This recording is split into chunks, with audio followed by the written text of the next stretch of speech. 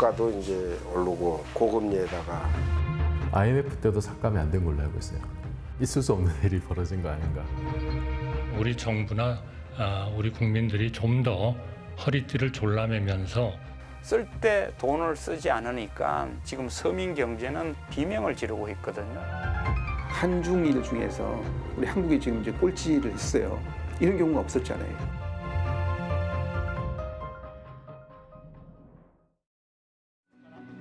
일본 도쿄의 한 잡화점, 외국인 관광객들이 가득합니다. 달러당 100에서 110엔 하던 엔화 가치는 지난해부터 150엔 수준까지 떨어졌습니다. 기록적인 엔저로 물건값이 상대적으로 저렴해지면서 일본에는 외국인 관광객들이 몰려들고 있습니다. And with inflation in United States, everything is outrageously expensive. And coming here, it's a lot cheaper. 일본 증시도 화랑입니다. 엔저에 힘입어 수출 기업 경쟁력이 커질 거라는 기대가 큽니다. 연초 대비 주가 지수가 26% 뛰었습니다. 반면 한국 코스피는 11% 상승에 그쳤습니다. 일본의 절반도 안 됩니다. 해외에서 돈이 몰리면서 부동산 가격도 꿈틀대고 있습니다. 도쿄나 오사카, 나고야 등 3대 도시 권역은 물론 지방의 땅값까지 오른 건 부동산 거품 붕괴 이후 31년 만입니다. IMF는 올해 일본 경제가 2% 성장할 것으로 내다봤습니다. 반면 한국의 성장률은 1.4%로 전망했습니다. 예측대로라면 한국이 일본에 뒤집니다. 경제 성장률을 역전당하는 건 25년 만입니다. 관광객도 늘어나고 전반적으로 일본이 경상수지적인 측면에서도 일본도 플러스 요인이 상당히 많이 있는 것 같고요. 일본 경제는 부동산 거품이 꺼진 1990년대 이후 장기 침체에서 벗어나지 못해왔습니다. 잃어버린 30년입니다. 한국은 그 사이 일본을 무섭게 추격했습니다. 외환 위기 때를 빼면 한 번도 일본보다 경제 성장률이 뒤진 적이 없습니다. 그런데 올해 데드크로스가 나타나게 된 겁니다. 1인당 국내 총생산도 일본 턱밑까지 추격해 격차를 1,435달러까지 좁혔습니다. 다 따라잡았다 싶었지만 다시 격차가 벌어지게 됐습니다. 우리는 전통적으로 잠재 경제 성장률이 일본의 한 4배쯤 되는 거거든요. 요즘 축구로 이야기하면은 4대 0으로 이기고 있다가 역전당하는 꼴이 지금 이루어지고 있는 거기 때문에 우리 저처럼 경제학자 입장에서는 이거는 엄청난 쇼크, 엄청난 치욕인 거죠.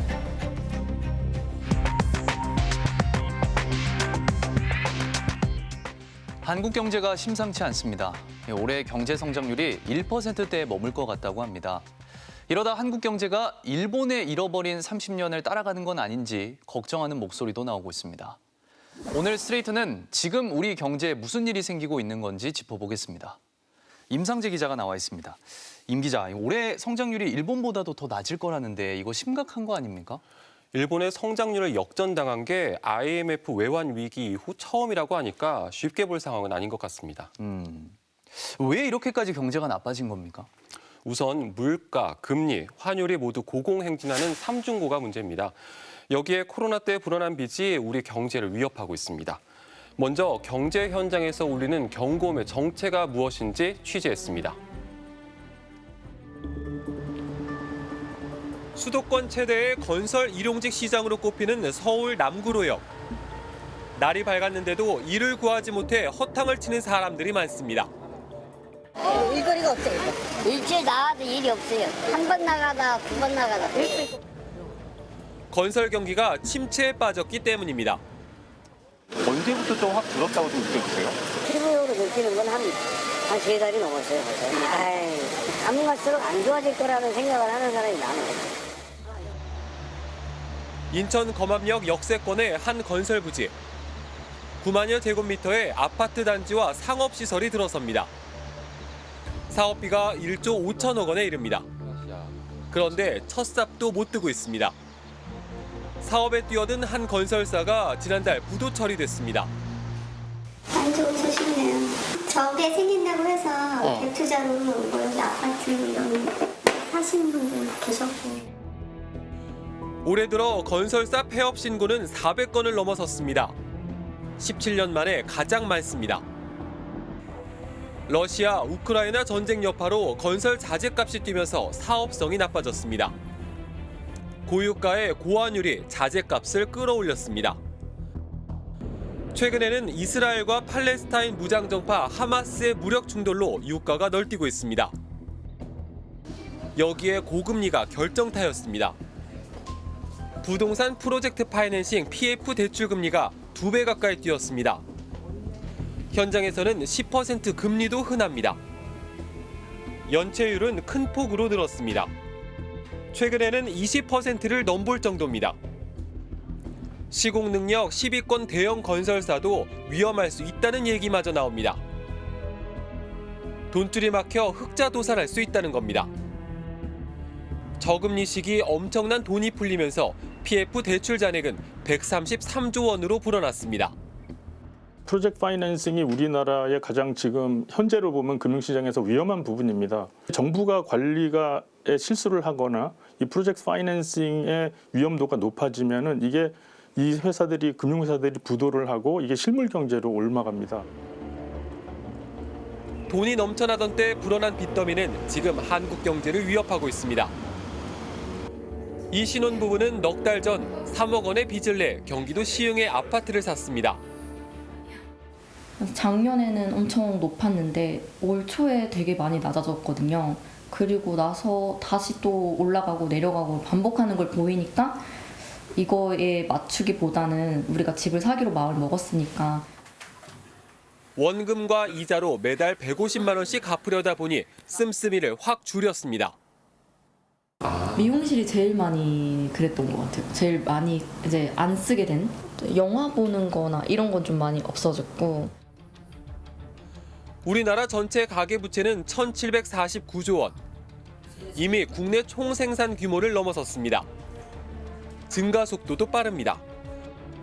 IMF가 비교한 26개 나라 가운데 최근 5년 새 가장 큰 폭으로 빚이 늘었습니다. 이 가운데 80% 가까이가 변동금리입니다. 금리가 1%포인트만 뛰어도 추가 이자 부담은 연간 13조 원, 1인당 평균 65만 원씩 늘어납니다. 갚아야 할 이자가 뛰는데 물가까지 뜁니다.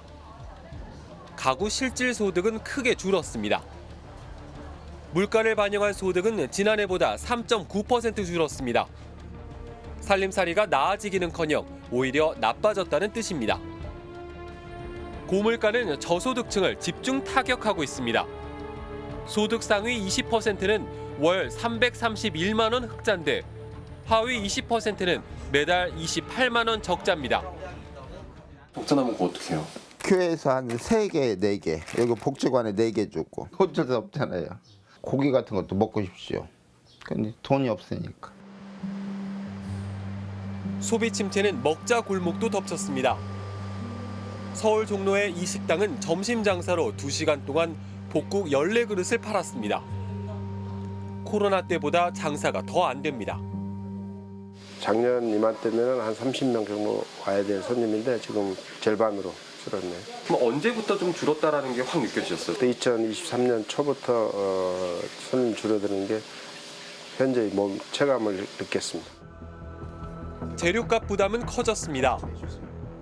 지난해만 하더라도 1kg에 16,000원 하던 보거가 올해는 2만 원 합니다. 20% 넘게 뛰었습니다. 최고 6.3%까지 치솟았던 물가 상승률은 그나마 안정됐다고 하지만 여전히 3%대입니다. 주류값까지 다 올랐으니까 고춧가루, 채소값, 원재료, 부재료 다 올랐는데 그걸 통계적으로 보면 약 한 재료값이 약 한 15%에서 15% 이상 올랐죠. 자영업자들 역시 빚더미에 시달리고 있습니다. 보거집 사장은 2020년 코로나 당시 3천만 원을 빌렸습니다. 지금까지는 매달 이자만 7만 원 정도 갚았지만 이달부터는 원금도 갚아야 합니다. 매달 100만 원입니다. 어려운 자영업자들의 사정을 감안해 정부가 해주던 원금 상환 유예 조치는 지난달 끝났습니다. 그 사이 2%대였던 대출 금리도 4%대로 높아졌습니다. 결국 직원 4명 가운데 2명을 내보냈습니다. 대출을 갚을 정도로 좀 여력이 되나요? 지금 더 어려워진 거죠. 이중고로니까. 왜냐하면은 물가도 이제 오르고 또 고금리에다가 지금 현재로는 마이너스라고 봐야죠. 적자 상황. 네, 지금 적자입니다. 자영업자들 빚은 1,000조 원을 넘어섰습니다. 코로나 3년을 거치면서 1.5배 늘었습니다. 빚을 갚지 못하는 연체 금액도 갈수록 불어 7조 원대입니다. 연체율도 1%대로 높아졌습니다. 8년 만에 가장 높은 수치입니다.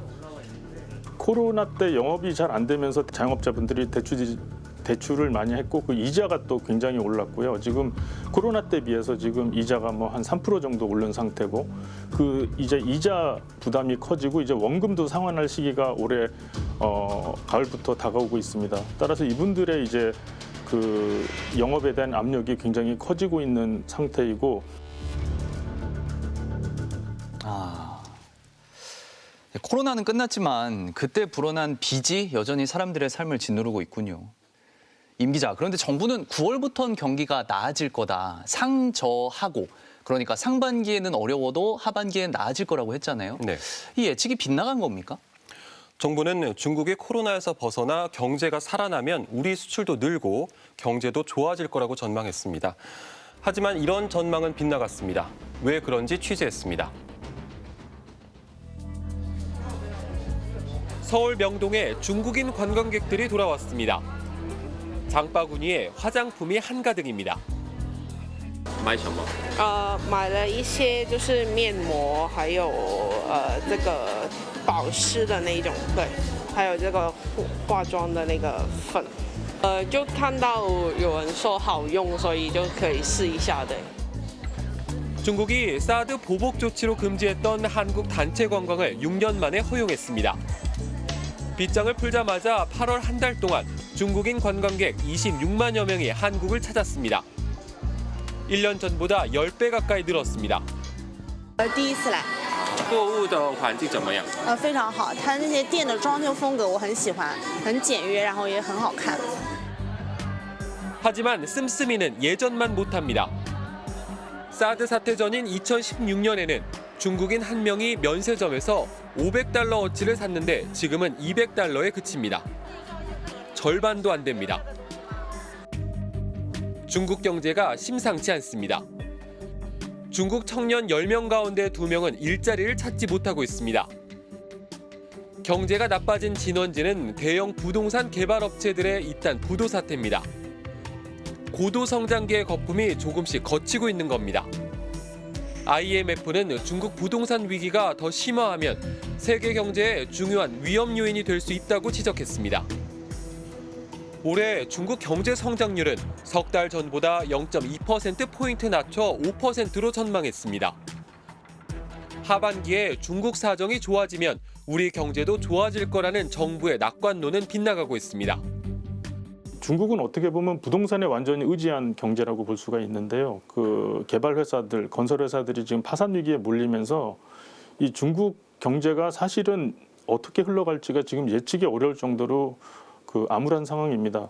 중국 경제가 하반기에 좋아지고 또 전 세계 반도체 경기가 하반기에 좋아진다는 가정을 갖고 했는데 지금 그렇게 보이지는 않습니다.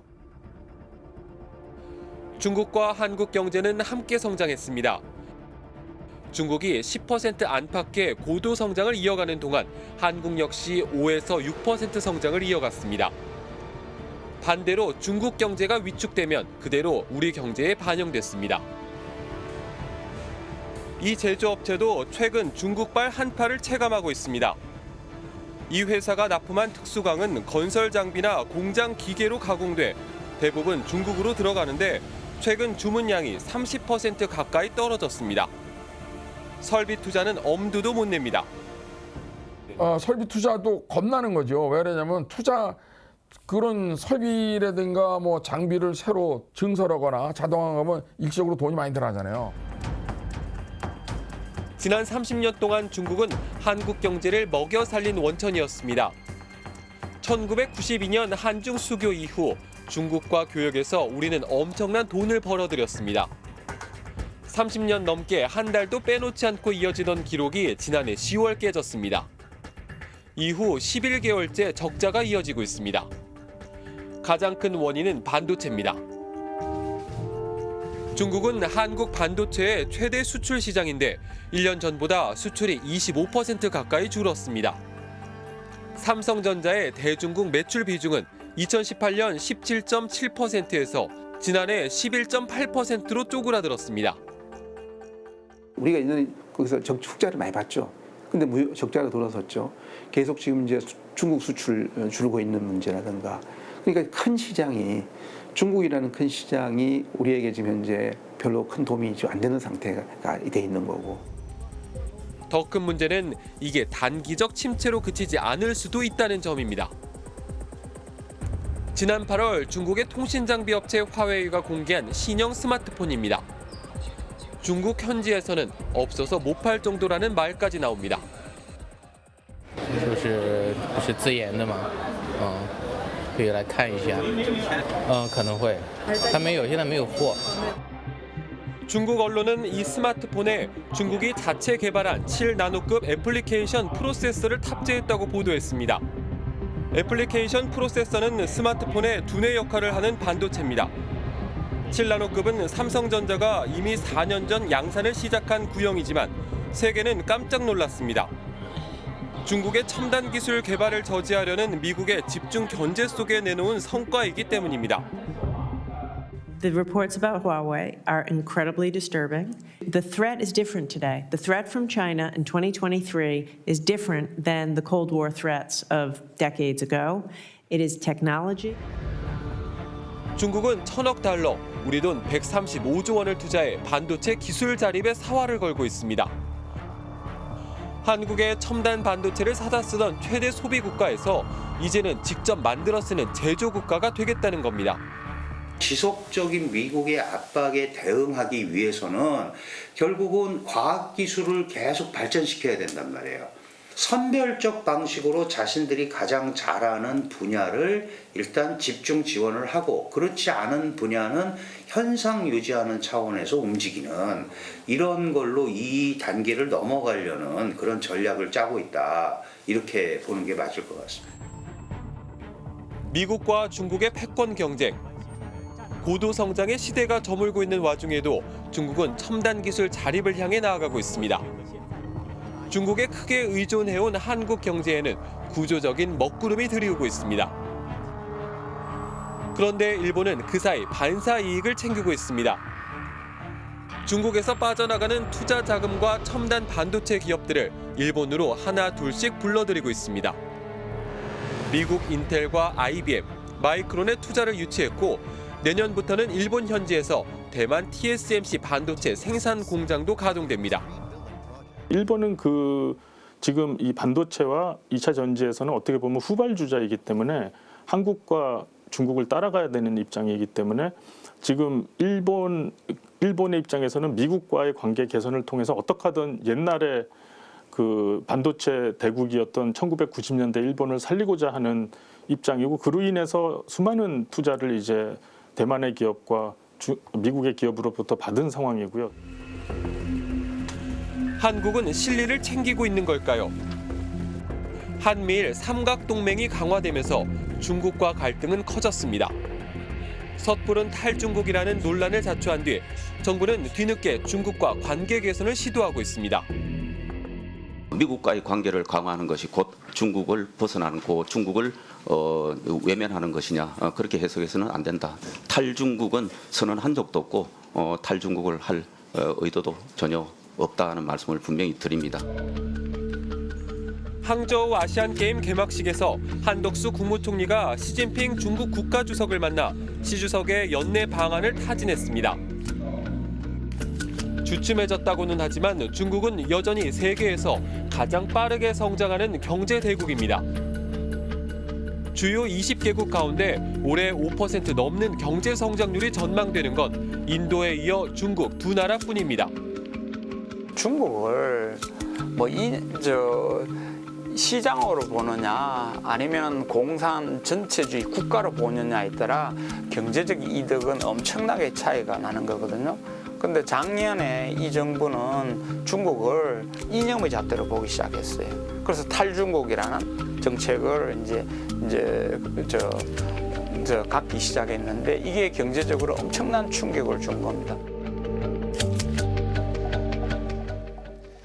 그러니까 지난 30년 동안 우리 경제를 먹여 살렸던 중국이 예전 같지 않을 거란 뜻이네요. 그렇습니다. 게다가 중국도 첨단 기술 분야에서 성과를 내기 시작하면서 이제 우리가 물건을 팔던 시장에서 잠재적인 경쟁자로 점점 바뀌고 있습니다. 그렇다면 우리도 첨단 분야에서 계속 경쟁력을 키우기 위해서 더 많은 투자가 필요하겠네요. 그런데 최근 정부가 연구개발 예산을 대폭 깎았잖아요. 네, 내년 국가 연구개발 예산을 16%나 삭감했습니다. 5조 원입니다. 자원도 없는 나라에서 연구개발은 미래 먹거리를 위해서 정말 중요한 거 아닙니까? 대체 왜 깎은 겁니까? 한국은 GDP 대비 연구개발 예산 세계 1, 2위를 다투는 나라입니다. IMF 외환 위기 때도 이 연구개발 예산을 줄이지 않았습니다. 이 정부가 장기적인 안목이 있는 건지 우려가 커지고 있습니다. 수도권의 한 대학 연구실입니다. 수소 연료 전지에 쓰이는 나노 입자 연구가 한창입니다. 지금 이게 무슨 입자인가요? 이제 그 연료 전지의 내구성을 증가시키기 위해서 합성한 나노 입자고요. 친환경 자동차나 건물의 에너지원으로 쓰이는 수소 연료의 경제성을 높이는 게 목표입니다. 화석 연료를 대체를 하기 위해서는 뭐 여러 가지 경제성도 화석 연료보다 있어야 되고 하다 보니까 그런 측면에서 이제 미국이나 유럽이나 일본이나 여러 나라들에서 좀 과감하게 투자를 하면서 연구를 하고 있는 것 같습니다, 제 생각에. 그런데 앞으로 연구를 제대로 할 수 있을지 걱정입니다. 비슷한 분야를 연구하는 다른 과학자들의 연구비가 깎인다는 소식 때문입니다. 이 분야에 내년도 국가연구개발 R&D 예산으로 배정된 건 약 12억 원. 올해 48억 원이었으니까 4분의 1 토막이 났습니다. 그러니까 제가 하고 있는 과제도 삭감이 될 수도 있겠다라는 그런 두려움도 있고 실험할 때 필요한 재료들도 이제 사용하는 것들이 좀 상당히 고가의 재료들이 많다 보니까 백금이나 이런 것들이 상당히 비싸기 때문에 그래서 그런 재료들을 어떻게 제가 수급을 할까 그런 게 걱정이죠. 정부 지출 대비 R&D 예산 5% 유지. 윤석열 정부가 과학기술 강국으로 도약하겠다며 내건 국정과제였습니다. 과학기술의 혁신은 우리를 더 빠른 도약과 성장으로 이끌 것입니다.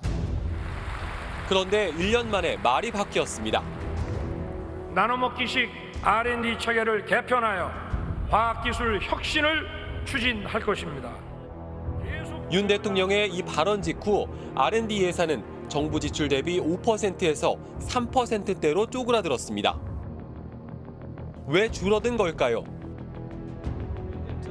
지난 6월까지만 해도 원래 연구개발 예산은 증액을 검토하고 있었다고 합니다.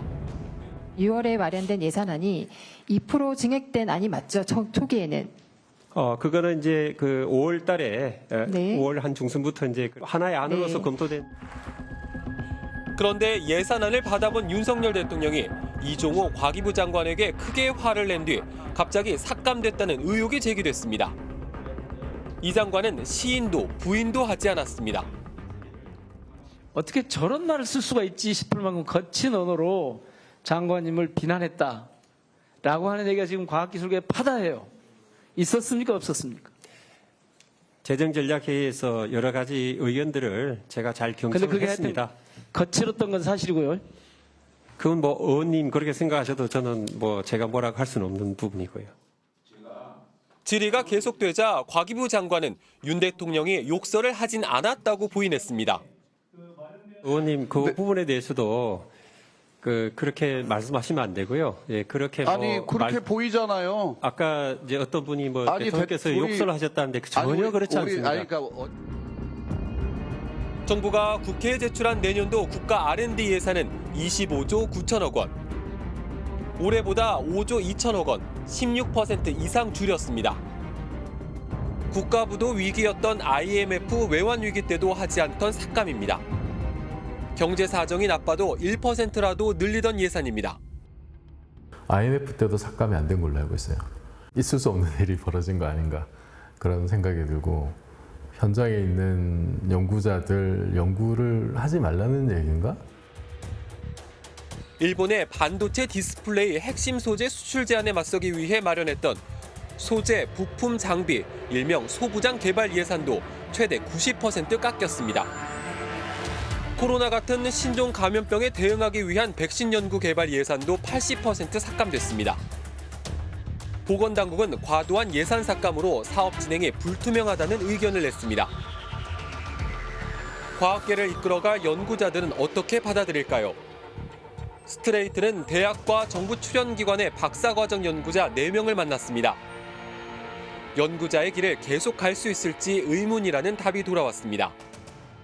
내년부터는 아무래도 인건비를 주기 어려울 것 같으니 연구를 빨리 마무리하고 2월에 졸업을 해라.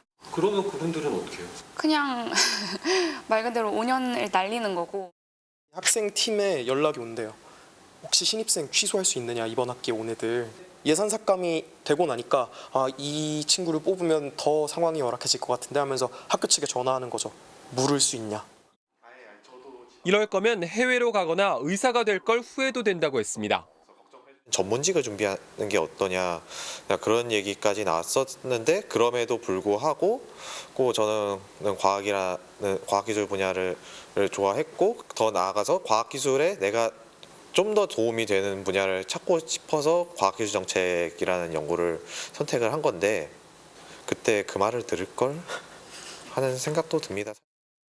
외고를 가지 그런 생각이 좀 들더라고요. 중국을 예로 들면은 저희 공학하시는 분들이 중국을 가고 싶다는 생각은 잘 안 하시잖아요. 잘 안 하시는데 이렇게 계속 지원을 줄이게 되면은 중국이나 중동이나 이런 나라들을 좀 더 생각을 해볼 수도 있는 거죠.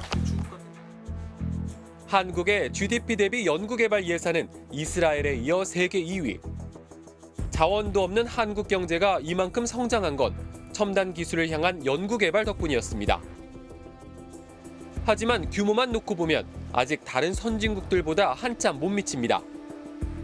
국가 연구개발 예산 규모는 미국의 6분의 1, 중국의 5분의 1, 독일의 3분의 2 수준입니다. 인터넷, 스텔스 전투기, GPS, 무인 항공기 같은 혁신 기술들은 다 미국 정부의 연구개발비로 개발됐습니다. 미국 국방부 산하 방위고등 연구계획국 다르파가 지원했습니다.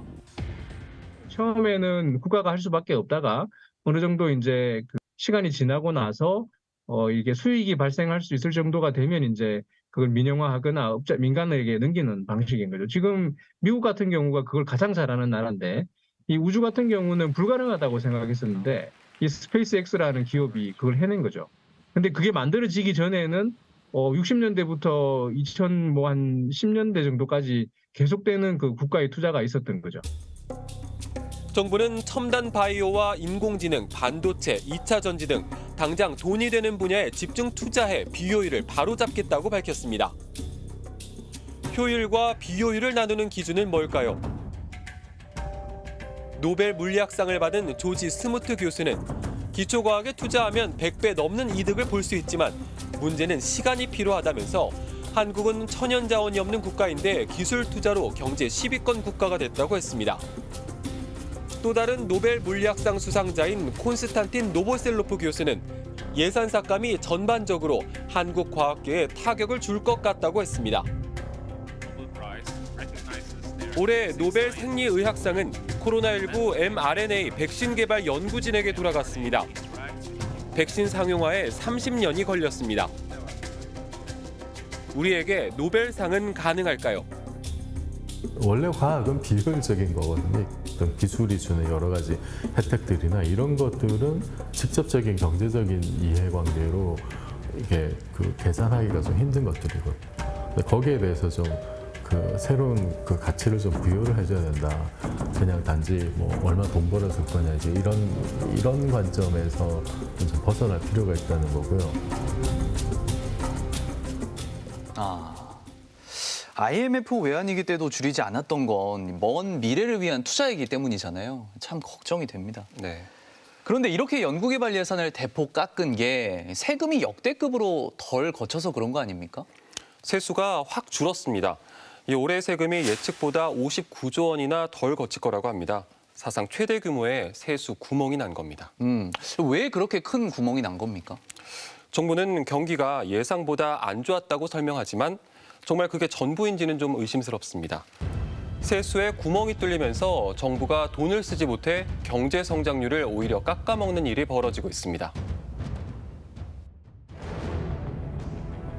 정부는 올해 세금이 400조 원 들어올 거라고 예상했습니다.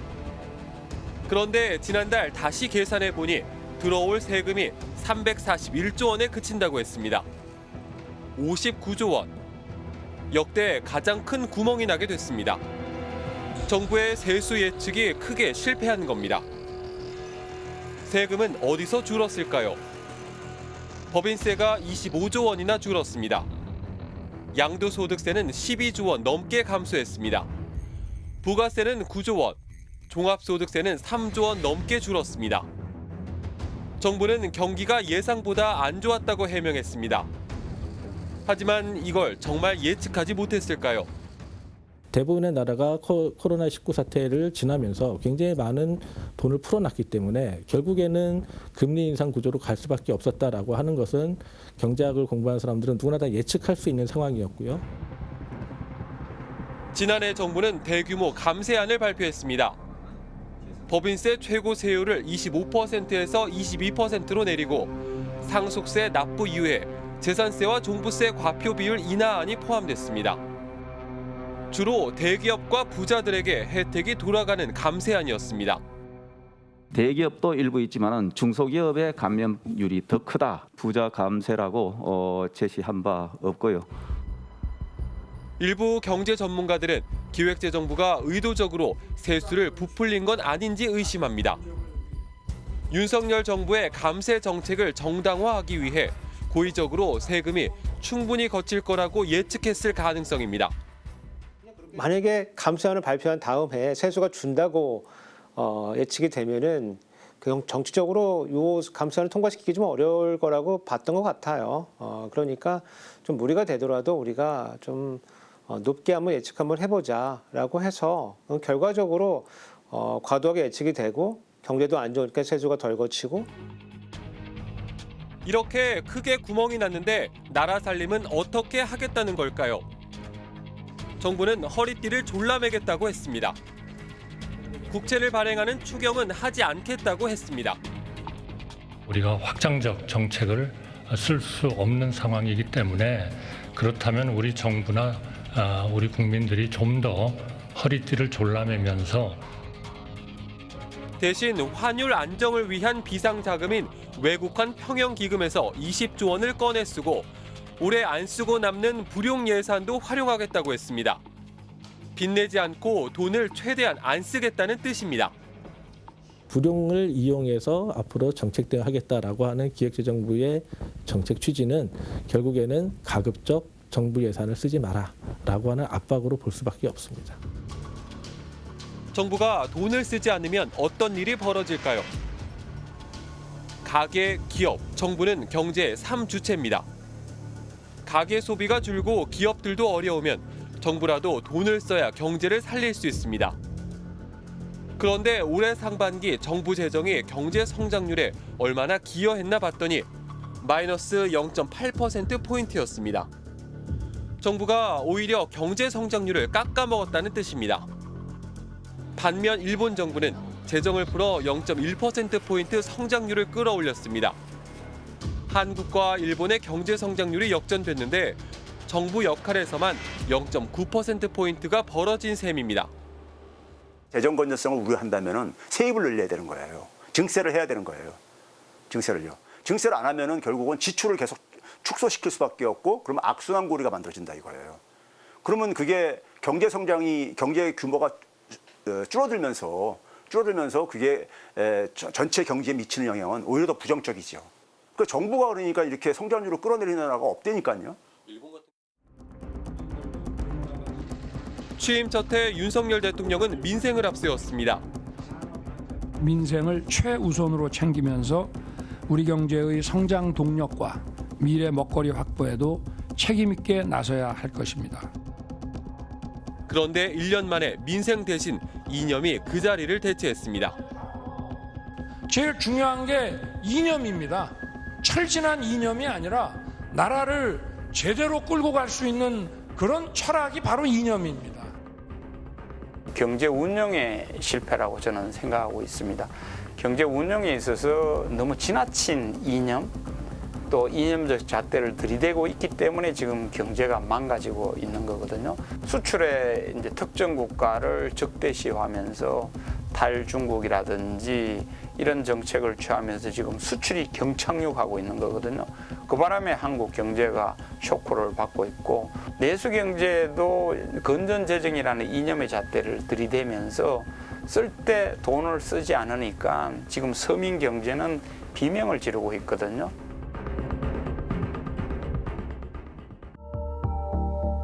제로 성장의 시대가 정말 오는 걸까요? 한국 경제가 갈림길에 서 있습니다. 이럴 때일수록 정부의 역할이 중요할 텐데 지금 정부가 미래를 제대로 준비하고 있는 건지 걱정됩니다. 탐사기획 스트레이트, 다음 주에 뵙겠습니다.